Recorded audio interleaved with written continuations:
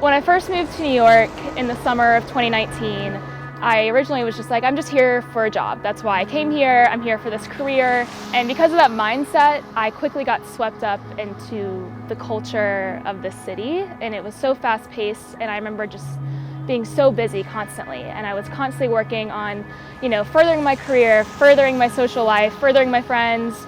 So then in March, COVID hit. And I remember feeling so angry at God because I had just uprooted everything I've ever known to move back home. And I was like, wow, I've made this huge switch in my life and now you're bringing me back home. I kind of remember thinking like, I guess God's disappointed in me. When I got home, a lot of distractions were pulled away and that was really good for me. And I could feel God saying like, trust me, like we're gonna rebuild some things and like we're gonna work on this. And so I started not only praying about my identity and my purpose in New York, but also paying attention to what was going on in our world. And a big part of that time was the social justice movements, the racial inequality, and I was able to really feel the brokenness, not of our world, but also in myself and the part that I played in that.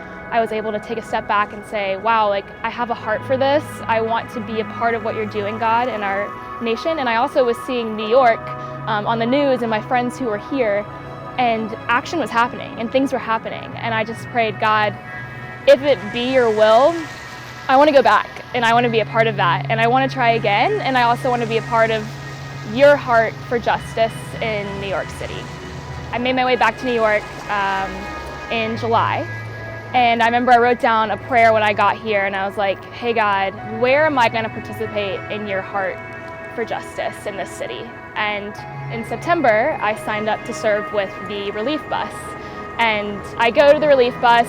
I had no idea what to expect, but I was just like, I know this is where I want to start. And I ended up meeting Pratik, who is the pastor of City Renewal now at our church. And we ended up being together for like 2 hours, just like packaging bread and like talking about our hearts for the city and our hearts to see change and also what it means for justice to move through the city. And he said, listen, like I'll let you know what's going on with City Renewal, just trust me, big things are coming, we'll be in touch. And I was like, cool, he's gonna let me know about volunteering and other like one-off things like relief bus or soup kitchen, stuff like that. But then a few weeks later, I received a call from Pratik and he said, hey, I want you to be more part of this than you think. I want you to be on my leadership team for City Renewal. And I was so just in shock at how quickly the Lord had turned that prayer around. And he said, here's this opportunity to see my heart for justice. And I had no idea that City Renewal was even going to be a thing. And all of a sudden I'd met the pastor of City Renewal and now I was serving with this team.